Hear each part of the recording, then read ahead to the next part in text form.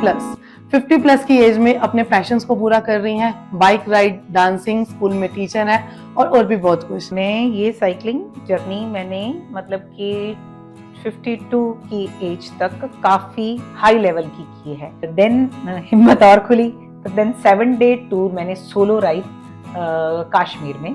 वो 2019 में मैं मिसेस इंडिया के लिए गई, 28 की थी when he brought the news कि मतलब कि ऐसे ब्लड कैंसर है। Hello friends, welcome to fundas of life. I hope आप सब अच्छे होंगे, अच्छे ही रहिए। नया दिन, नई शुरुआत और एक नई मोटिवेशनल जर्नी को लेकर हम आपके साथ हाजिर हैं। मैं हूं आपकी होस्ट एंड दोस्त मिनी भाटिया। जैसा कि आपको पता है, फंडास ऑफ लाइफ का एक ही फंडा है कि आपके साथ इंस्पायरिंग एंड मोटिवेशनल जर्नीज को शेयर करना। और आज इसी सीरीज में हम लेकर आए हैं एक नई मोटिवेशनल जर्नी नीरू सैनी जी की, जो कि इस एज में, एज क्या 50 प्लस की एज में अपने पैशंस को पूरा कर रही हैं। बाइक राइड, डांसिंग, स्कूल में टीचर है और भी बहुत कुछ। तो आइए हम जानते हैं उनकी लाइफ के बारे में, उनको वेलकम करते हैं अपने इस शो में। Welcome Neeru ji, welcome to fundas of life. Thank you. I hope ma'am आप बहुत अच्छे होंगे। जैसे कि आपको देख के बहुत मुझे पॉजिटिव फीलिंग्स आ रही हैं, बहुत एनर्जेटिक वाइब्स मिल रही हैं मुझे। I am very happy. Very good. So ma'am, सबसे पहले मैं ये जानना चाहूंगी कि जो मैं आपसे पर्सनली इंस्पायर हुई हूँ, मैं आपकी डांस वीडियोस और आपकी बाइक राइड की स्टोरी को देख के, क्योंकि मुझे भी डांस करना बहुत पसंद है और बाइक चलाना भी। तो मैं व्यूअर्स को बताना चाहूंगी या व्यूअर्स जानना चाहेंगे कि आप अपने इस पैशन को कैसे फॉलो करते हैं। बाइक राइड करना आपने कब स्टार्ट किया और कैसे आप उसको फॉलो कर रहे हैं अभी भी? ओके, मेरी बाइक की जर्नी ऐसी है कि जब हस्बैंड थे तब मुझे ये एक बाइक बड़ी दिखाई दी और मैंने बोला ये बहुत सुंदर है, रॉयल एनफील्ड की बाइक, ये ले लो। बट ही वांटेड कि नहीं, बाइक नहीं लेनी है, मैं तेरे को सिटी होंडा लेके दूंगा। Unfortunately he had blood cancer और वो सर्वाइव नहीं किए। 2002 तक वो थे। फिर उसके बाद में मैंने उनकी इच्छा पूरी करने के लिए 2020 में मैंने होंडा सिटी खुद खरीदी थी और मुझे बहुत खुशी मिली कि मैंने उनकी इच्छा पूरी की। अब 2020 अक्टूबर में उनकी इच्छा पूरी की और 2000 नवंबर यानी कि दिवाली थी और मुझे रॉयल एनफील्ड वालों से फ़ोन आया कि मैम आपकी बाइक आई है, क्योंकि उनको कुछ पता था कि मैं उनके पास जाती हूँ 2-3 साल से, देखती हूँ बाइक्स, शौक आता है, दिल करता है, बैठती हूँ, पैर नहीं लगते और वापस आ जाती हूँ। तो ही सेड कि मैम आपकी बाइक आई है। सो मैं मीटियोर के ऊपर, मीटियोर सुपरनोवा ब्राउन कलर की बाइक थी, मैं उसके ऊपर बैठी और मुझे लगा कि ये मेरी ही बाइक है सच में। And it was very comfortable seat. तो मैंने उसको खरीद लिया और उसके 1 महीने बाद उसको चलाना सीख लिया। और तब वो कोविड का पीरियड था। खाली सड़कें थी, इसलिए बड़े आराम से मुझसे सीखा गया। उससे पहले मैं साइकिलिस्ट थी। मतलब कि 2016 से मैं अपना फुल फ्लैश साइकिलिंग, मतलब साइकिल कैसे लेवल की कि सोलो मैं यहाँ से शिमला जा चुकी हूँ, ग्रुप्स के साथ में कसौली, मोरनी, यहाँ पर हमारी हिल्स हैं आसपास बहुत सारी, जैसे approximately 50 kilometre up, 50 kilometre down. Tikkartal तो इट इज समथिंग लाइक कि भी आप ऊपर जाके नीचे आते हैं, फिर बहुत स्टीप हाइट में वापस चढ़ के आते हैं। तो I have done everything like that. It is means tough cycling. यहाँ से दुख निवारण 70 किलोमीटर पे पटियाला है, तो आना जाना 140 kilometre. I have done like that. तो मैं ये साइकिलिंग जर्नी मैंने मतलब कि 52 की एज तक काफ़ी हाई लेवल की है। अब मेरी रिड्यूस्ड है, कम है। अब मैं बहुत ज़्यादा टफ वाली नहीं करती हूँ। मेरी नी की इंजरी हुई थी तो डॉक्टर्स ने मना कर दिया कि अब आप उतनी ही हार्ड अगर मैं कर लेती हूँ, तो अगर आप करेंगे तो वो परमानेंट डैमेज हो सकता है। So now I have little slow down. और जो आप फिर मतलब कि खाली सड़कों पर, पहाड़ों में भी चलानी सीखी। और जून तक 2021 जून तक, यानी कि मैं 51 की एज की थी, तो मैं सोलो राइड पर मनाली चली गई। मैं ट्रैकिंग के लिए गई थी। तो ट्रैकिंग का पूरा मेरा जो बैग होता है, पैकिंग होती है, वो मैंने पीछे अपने किया और साथ में अपनी राइडिंग गियर्स वगैरह पहने हुए थे. So I went to Manali. That was my first ride और मैं बहुत इंजॉय किया क्योंकि जो साइकिलिस्ट एक है वो पूरा पहाड़ पे चढ़ते हुए पूरा दम लगाता है जी. आप एक भी पेडल नहीं चलाओगे तो आप रुक जाओगे. आप ईच एंड एवरी पेडल हमेशा मारते रहना. तो और साथ में वो जो सैडल जो होता है, जो सीट होती है, वो बहुत हार्ड होती है. मैं इट इज अ चैलेंज. मैं सुबह 5 बजे से रात के 9 बजे रिज पहुंच रही हूँ. It is a really very big challenge. उस सीट के ऊपर बैठना बज जाती है. उसके हिसाब से मेरे बाइक तो इज लाइक अ लग्जरी. आप उस कंफर्टेबल सीट के ऊपर बैठे हो, आप चला भी नहीं रहे हो, सिर्फ कान घुमा रहे हो और वो चल रही है. तो इट वाज जस्ट दैट कि मुझे बहुत मजा आ रहा था उड़ते हुए जी. एंड वो चीज थी जो मेरे को फर्स्ट एक्सपीरियंस था. मेरे को बहुत मजेदार था. तो उसने फिर मेरे और पंख खोले. मगर सच बात यही है कि मनाली जाने से पहले मैंने 15 दिन पहले अपने माइंड को स्ट्रॉन्ग करना, बार बार बोलना, मेडिटेशन में मैंने वो चीज इमेजिन करनी, ये होगा तो ये करूंगी, ये होगा तो ये करूंगी. बहुत ही कुछ नहीं कर पाई तो I will just stop there, bike को साइड में रख के वापिस आ जाऊंगी किसी बस में बैठ के, या किसी को रिक्वेस्ट करके पास की सिटी पे चली जाऊंगी, वहां पर होटल ले लूंगी. मींस मैंने सब प्रॉस एंड कॉन्स सोचे थे. ये फ्रेंड को बोल दिया था, उसको बोल दिया था, मैं आपको फोन कर दूंगी, आपको कॉल कर दूंगी, वापस आ जाऊंगी, आप मुझे हेल्प करने आ जाना. एवरीथिंग मैंने पूरी अपनी तरफ से अपना जाल बिछा रखा था. एंड जिस दिन गए थे उस दिन मैंने लाइव लोकेशंस भी अपने नॉन बाइकर फ्रेंड्स को, यहाँ पर तब तक लोकल थी मैं, चंडीगढ़ के मेरे अच्छे जो पूरे ग्रुप्स के हैं उनमें मैंने लाइव लोकेशंस डाल के मैं गई थी. उसके बाद में फिर जब हिम्मत खुली तो नारकंडा, नेक्स्ट टाइम में मैंने नारकंडा चली गई सोलो. देन हिम्मत और खुली तो देन 7 डे टूर मैंने सोलो राइड कश्मीर में, वो मैंने अक्टूबर में किया. दैट वाज यहाँ से कश्मीर से सोनमर्ग, पहलगाम, अरू वैली, गुलमर्ग, ये सब मतलब कि ये सब एरिया हमने कवर किया. मेरे को बहुत अच्छा लगा. तो वहाँ पर राइड करते हुए मेरे को एडवेंचर स्पोर्ट्स की तरह लग रहा था. क्योंकि हम साइकिलिंग भी जब करते थे एडवेंचर स्पोर्ट्स में सच में करते थे. कच्ची सड़कों पर, नदियों में, पत्थरों में, साइकिल सब जगह, पहाड़ों में सब जगह गई हूँ मेरे फ्रेंड सर्कल के साथ में. तो वो चीज यूं कहो कि वो बाइक पे भी मैंने अकेले वहां पर मैंने फेस किया. बर्फ भी थी और बर्फ में स्किड भी हुई मेरी बाइक. तो दैट्स हाउ इट वाज. लेकिन नाइस एक्सपीरियंस. बहुत कुछ सीखने को मिलता है हमें अकेले जब हम राइड पे जाते हैं.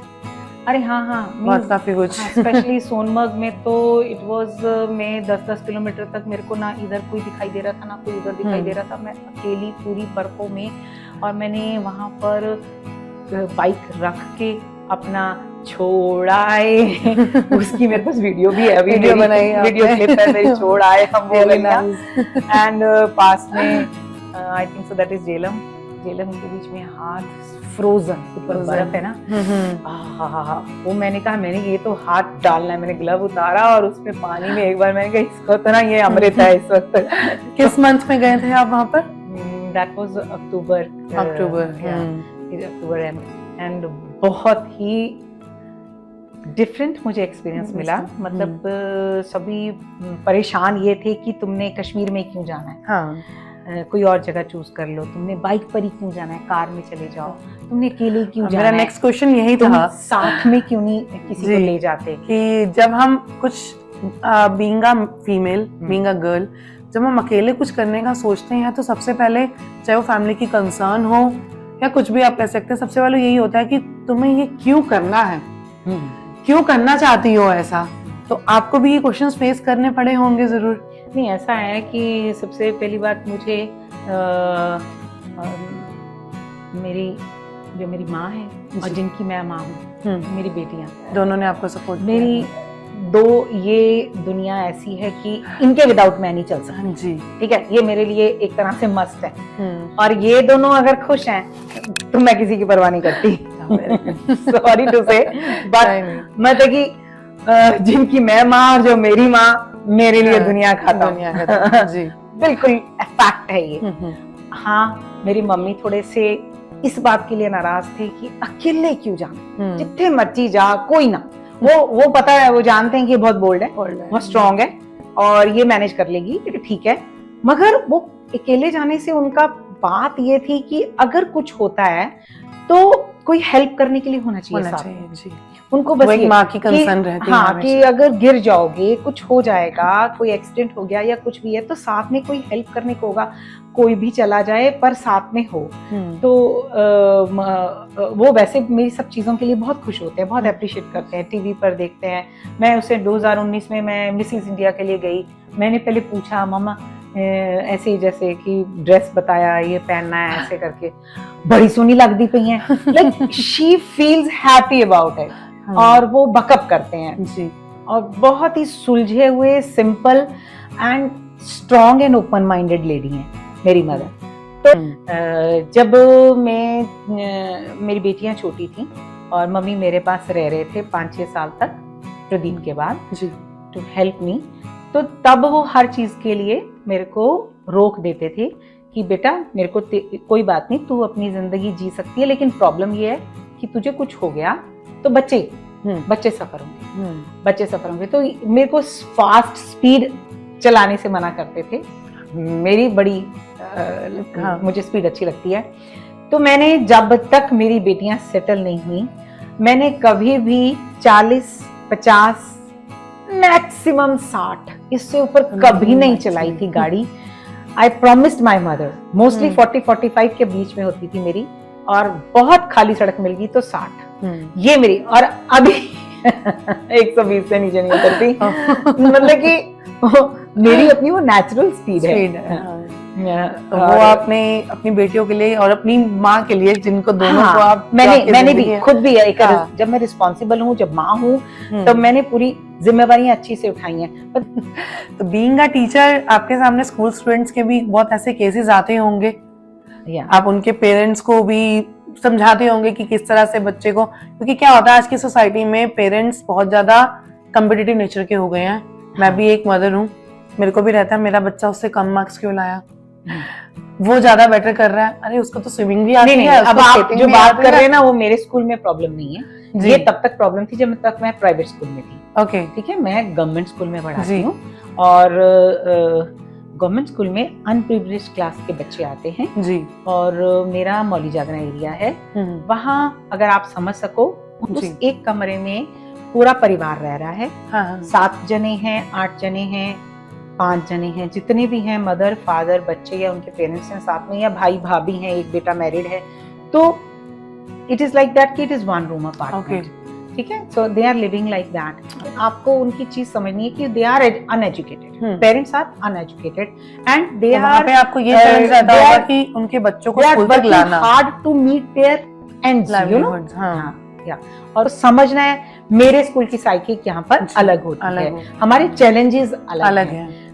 और वो बच्चे कभी भी इस तरह से नहीं है कि कॉम्पिटिटिव वर्ल्ड में घुसे हुए हैं, और अब ये एक उनके तो हमको टैलेंट्स जो हैं, स्किल्स जो हैं, वो निकालने पड़ते हैं। हाँ, ये है बच्चा, इसमें ये निकल आया, आगे अब उसको प्रमोट करवाएं और कैसे करवाएं। मींस हम उनका एज अ हाफ से ज्यादा पेरेंट्स का काम भी हमें ही करना है। You are like a guardian, मतलब माली है आप उन फूलों के, बिल्कुल, आपको उनको खाद भी देनी है, हाँ, बीज भी डालना है। बड़ी बात है कि पेरेंट्स एजुकेटेड नहीं है, तो इसलिए मेरा अपने स्कूल की कहानी अलग है, मेरे बच्चों के साथ कनेक्शन किसी और लेवल का। It is, you can say, भगवान का बहुत शुक्र है कि मुझे सोशल जॉब करने के लिए कहीं और धक्के नहीं खाने हैं। मेरे जो दिल की इच्छाएं हैं, जो भी मेरे को भगवान को थैंक्स करना है, मैं अपने स्कूल ही मेरे लिए सब कुछ है। एग्जैक्टली, कि लोगों को सोशल वर्क करने के लिए बाहर जाना पड़ता, ढूंढना पड़ता, अपने मेरे को ढूंढना है, मेरा स्कूल ही मेरा सब कुछ है, सब कुछ है, क्योंकि आपके पास में मेरा स्कूल मेरा सब कुछ है।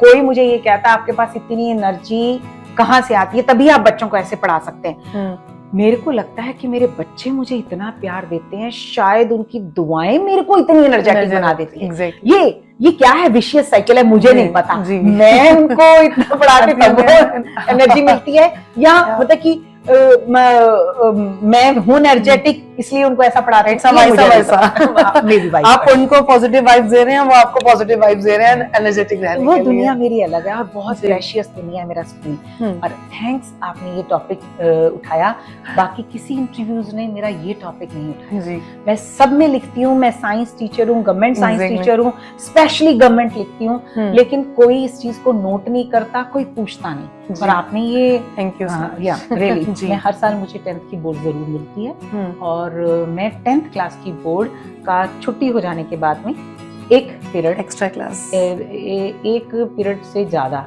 मतलब कि 1.25 घंटा 1.5 घंटा के करीब, तो 2 ही पीरियड हो जाते हैं, तो उतने के करीब का टाइम का आपको कहो कि भी एक तरह से ट्यूशन ही हो गई। ट्यूशन पूरा साल एक्स्ट्रा में 10th क्लास लेती की लेती हूँ। ऑफ कोर्स कोई मनी नहीं है। हाँ नहीं, obviously it's a social work. जिस दिन से मेरी बेटी, छोटी बेटी ने जॉब करनी शुरू कर दी थी, मैंने अपनी ट्यूशंस बंद कर दी थी। उससे पहले मैं ट्यूशंस करती थी, पर मैं अपना एक रूल रखा हुआ था, जिस स्कूल में जाऊं, क्योंकि मुझे जरूरत थी पैसे की।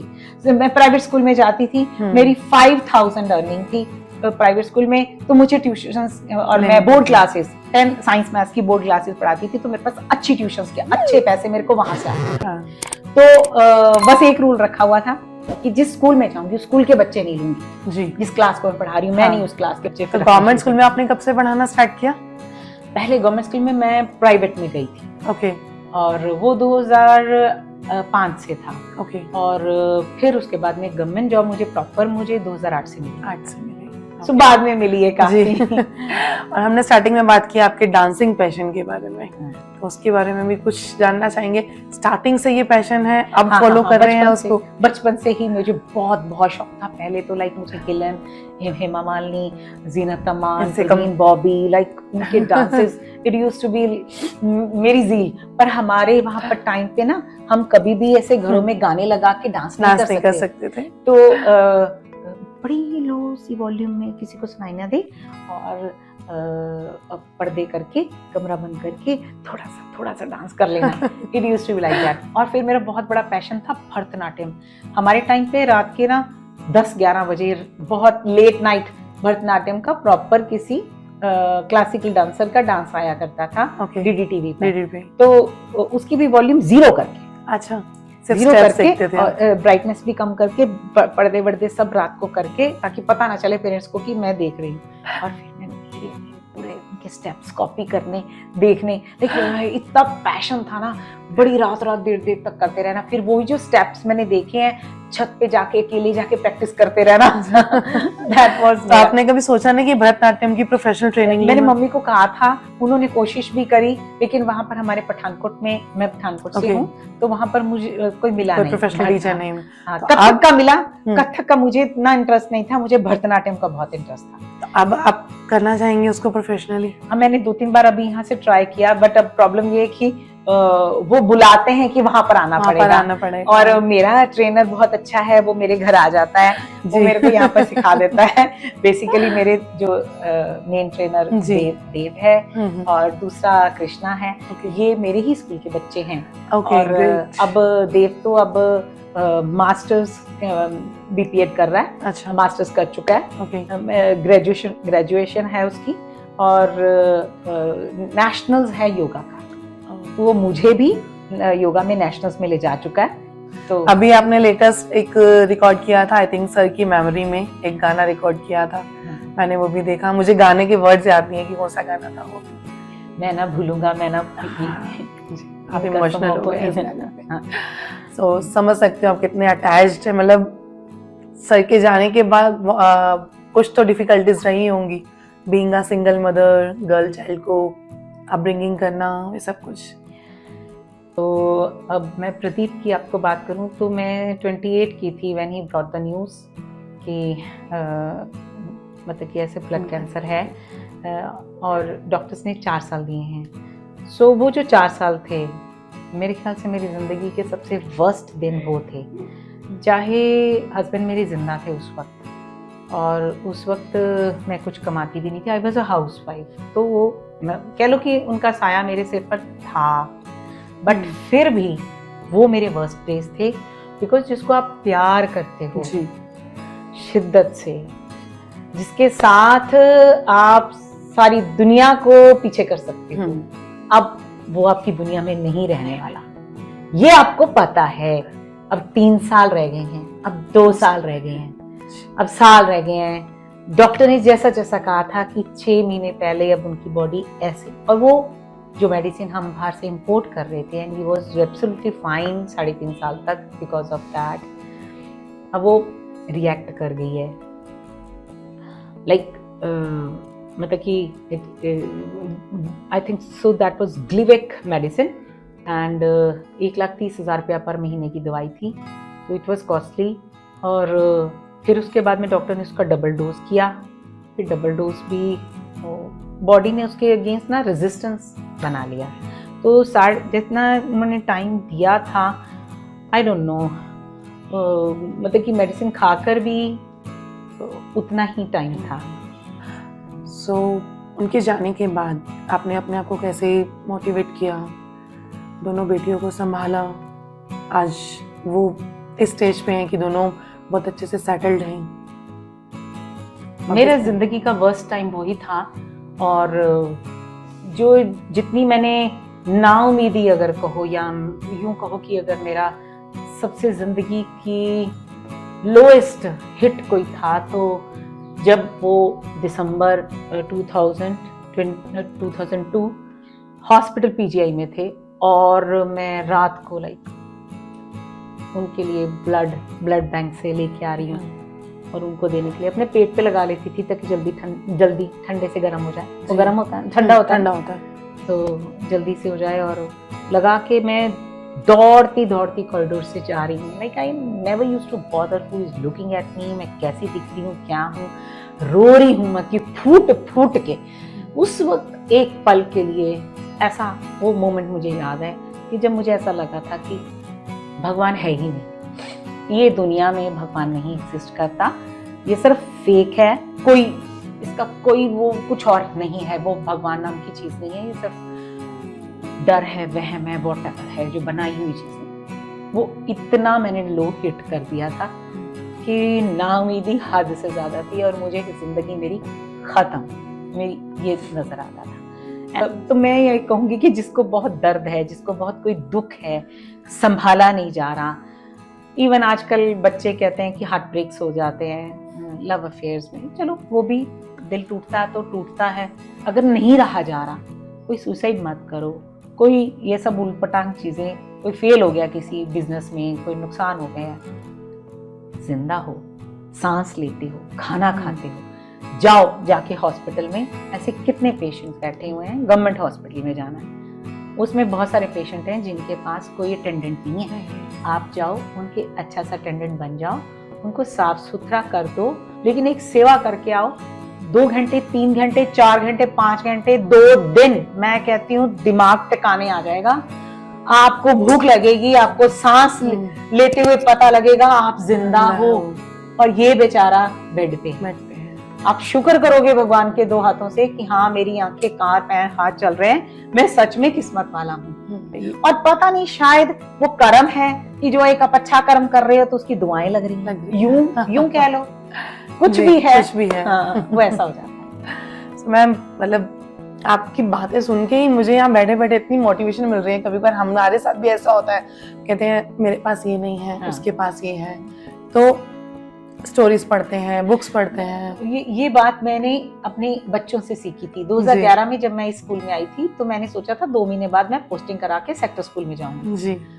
बट जब मैंने उनको रहते देखा तो मुझे अपने ऊपर शर्म आने लगी। इनके मुकाबले में मेरे पास, माय गॉड, मींस ये एक कमरे में एक पूरी अम्यूनिटीज बहुत कम है, फिर भी दिल इतने बड़े जी, मतलब देने को तैयार। आधा बिस्किट का पैकेट है, वो भी वो 15 जने बांट सकते हैं, उनका दिल ऐसा है, वो मेरे को देने को तैयार हो जाते हैं। मतलब कि कोई बात नहीं मैडम, देख लाएंगे, कर लाएंगे। मैं तो कैसे कर लाएगा मैडम, पता नहीं है कैसे कर लाएंगे, मगर कर लेंगे, मना नहीं है, किसी मना नहीं है, हिम्मत पूरी है। तो मैं वो उस चीज की, इनके गट्स को सलाम करती हूँ, और उससे मैंने जीना सीखा कि हाँ एक कमी है मेरी जिंदगी में, मगर इसका मतलब ये नहीं कि तू उसी को पकड़ के रोती रहे, उसको पकड़ के लाचार और बेचारी बन के ओ मैं तो पिटिएबल। मैं ये करती हूँ, रादर अपने दुख को अपने अंदर एक ताकत बना के किसी की मदद करके देखो, तुम अपने आप ही तुम्हारा दुख निकलता चला जाता है। जी। ये रास्ता मुझे मेरे बच्चों ने सिखाया, मेरे स्कूल के बच्चों ने सिखाया। तो मैम जैसे आप इंस्टाग्राम पे अपनी डांसिंग पैशन की वीडियोस डालते हैं तो बहुत से ट्रोलर्स भी आते होंगे कि क्या एज है। एक दो कमेंट्स तो मैंने खुद पढ़े हैं, आपने स्टोरी में भी लगाया था कि चाहे वो यंगस्टर्स हैं या जो भी हैं कि उनको ये लगता है कि आप इस एज में इतना डांस कैसे कर लेती हैं कि या क्यों करती हैं, तो कैसे हैंडल करते हैं ट्रोलर्स को? बहुत अच्छा क्वेश्चन है, थैंक्स पूछने के लिए। इकट्ठा उनको आंसर मिल जाएगा जी।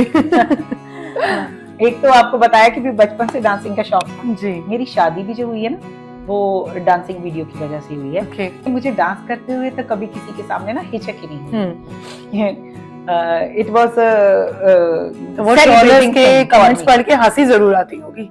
हाँ, तो वो जो बच्चे जो बोलते हैं तो मेरे लिए उनको आंसर है कि बेटा मैं सुबह 3 बजे उठती हूँ, उसके बाद में मैं जो आप कहते हैं ना राम राम जपो, तो मैं अपनी मेडिटेशन करती हूँ, मैं भगवान का पाठ करती हूँ, तो और 6:30-7 बजे से फिर मैं अपना तैयार होना शुरू करती हूँ स्कूल के लिए।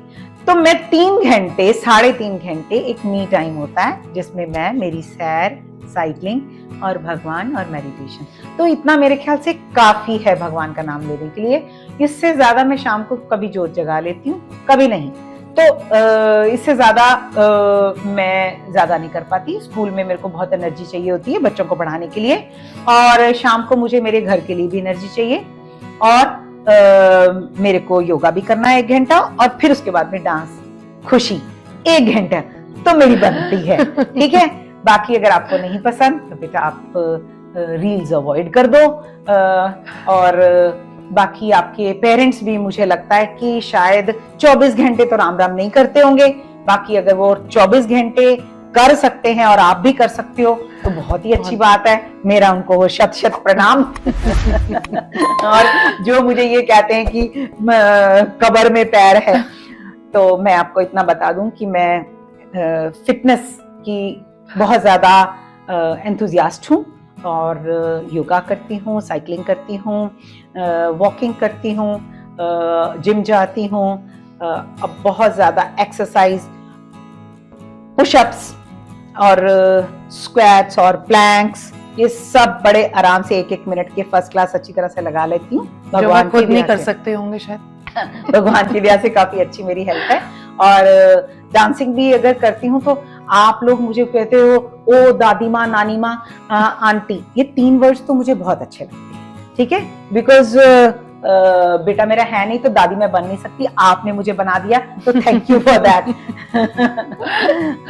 और जो कुछ गंदा मंदा बोलते हो ना, बूढ़ी घोड़ी लाल लगाम, मैं इतनी भी बूढ़ी नहीं हूँ, 54 की हूँ। ठीक है, मेरी चॉइस है कि भी मैंने अपने हेयर को कलर नहीं किया है। आपके पेरेंट्स अगर कलर कर लेते हैं तो मतलब ये नहीं है कि उनके जवान है वो, ठीक है, वो भी मेरी एज के ही होंगे, कलर करने से जवान नहीं हो जाते। It's is only the difference of looks. तो इतनी एस्थेटिक लुक्स की वजह से मेरे को इतना ज्यादा डेरोगेटरी करने की कोशिश मत करो। बाकी हाँ, जब मैं 70 की हो जाऊंगी, 80 की हो जाऊंगी, फॉर योर काइंड इन्फॉर्मेशन, मैं तब भी डांस करूंगी। तब मुझे बोलना बूढ़ी घोड़ी लाल लगाओ, तब मैं बुरा नहीं लगाऊंगी। अभी मुझे थोड़ा सा बुरा लगता है कि मुझे इतना बुरा बना दिया, मैं बुरी हूं नहीं। तो मैम ये ट्रोलर्स का तो काम है कि ट्रोल करना है, क्योंकि उनके पास काम ही यही है। उनके पास कुछ और काम मजा बड़ा आता है। मैं अपनी बात करी तब लगा होगा कि वीडियोस पोस्ट करना बंद कर दूं, तो नहीं, थैंक्स टू मेरे नियर एंड डियर, भगवान का ये भी शुक्र है कि मेरी लाइफ में जो मेरे पेरेंट्स, मेरी बेटियां, मेरे फ्रेंड्स, भगवान ने, मेरे मेंटर, मेरी चाचा जी जो दिए हैं, oh they are open minded, thanks God they are educated, thanks God मैं ऐसी फैमिली में पैदा हुई हूँ। my God, उन बच्चियों का क्या होता होगा जिनके फादर, ब्रदर, हस्बैंड, सन सारे रोकने वाले, टोकने वाले ही बैठे हुए हैं, ये मत पहन, ये मत कर, ये मत खा, ये मत जा, वहां मत कर। और अपनी तरफ से वो ये सोचते हैं कि मैंने इसको पूरा प्रोटेक्ट किया है, फादर्स पूरा प्रोटेक्ट करते हैं, पूरा मैं तुझे साथ लेके जाऊंगा, मैं तुझे साथ लेके आऊंगा। अरे नहीं, बोल्ड बनाओ, स्ट्रॉन्ग बनाओ। हमें बेटियों को ऐसी मतलब लर्निंग देने की जरूरत भी है आज के टाइम में। हाँ, और एक चीज और, मैं अपनी बेटियों के साथ में ऐसा करती थी, खेल खेल में, बड़ी लॉबी बड़ी सी प्लेस है, तो उन दोनों को कहती थी तुम दोनों एक साइड में, तुम वन साइड में और मैं अकेली एक साइड में, अब मुझे मारो, मारो मींस खूब मारो। तो उनके हाथ पैर मैं खुलवाती थी, खेल खेल में मार रहे हैं बट मारो, बस सिर्फ इतना काम करो, एजुकेशन अच्छी करो, फाइनेंशियल और इमोशनल इंडिपेंडेंस दो, और बच्चे को सिखाओ अपने लिए कैसे खड़े होना है। सो ऑडियंस, बहुत ही प्यारी डिस्कशन रही मैम के साथ हमारी। अप्स एंड डाउन्स लाइफ में आते रहते हैं, हर किसी की लाइफ में चैलेंजेस होते हैं, ऐसा नहीं है कि प्रॉब्लम्स किसी की लाइफ में नहीं है, सबकी लाइफ में है। अगर कोई इंसान आपको हंसता हुआ दिख रहा है तो उसके पीछे कहीं ना कहीं 1% दुख भी होता है, लेकिन उसने उस दुख से ऊपर उठ के अपने आप को इतना स्ट्रॉन्ग किया है, अपने आप को इतना मोटिवेट किया है, इतनी इंस्पायरिंग जर्नी बनाई है कि आप उनसे इंस्पायर हो सके। ऐसे ही नीरू मैम की जर्नी है जिनसे हम तो बहुत इंस्पायर हुए हैं, और आई होप आप भी बहुत इंस्पायर हुए होंगे। इसी तरह के इंस्पायरिंग जर्नीज, मोटिवेशनल जर्नीज को देखने के लिए चैनल को सब्सक्राइब करना मत भूलिएगा, और लाइक और शेयर का बटन भी जरूर दबाइएगा। अगर आपको नीरू मैम की जर्नी पसंद आई और अपने फ्रेंड्स के साथ शेयर जरूर कीजिएगा। Thank you, bye bye. Ma'am, आप कुछ कहना चाहते हैं? हाँ, मैं ये कहना चाहती हूँ, मैं इंस्टाग्राम, फेसबुक और यूट्यूब पर नीरू सैनी के नाम से ही हूँ, और जो आप मेरे को मोटिवेशनल या इंस्पिरेशनल या जो इतना प्यार आप दे रहे हैं, ये जो आप मेरे को देख रहे हैं, ये मेरा सिर्फ फ्रूट है। उसकी मेहनत मैंने तब की थी जब मेरे हस्बैंड की डेथ हुई थी। वो 15 साल मेरे एकदम क्वाइट और बहुत बहुत हार्ड वर्क से निकले हैं। जो उस वक्त मैंने हिम्मत दिखाई, उस वक्त जो मैंने गट्स दिखाए और जो मैंने काम कर डाले, वही रिजल्ट्स मुझको आज एज अ फ्रूट्स मिल रहे हैं। जी, so thank you viewers, thank you for watching. अगर आपने यहाँ तक इस वीडियो को देखा है पूरा एंड तक, तो लाइक किए बिना जाइएगा नहीं, लाइक जरूर किएगा, और कमेंट करके भी बताइएगा कि आप किस तरह से मैम की जर्नी से इंस्पायर हुए हैं। बाय बाय, टेक केयर, अपना भी ध्यान रखिए और अपनी फैमिली का भी, और हमेशा मुस्कुराते रहिए। Thank you.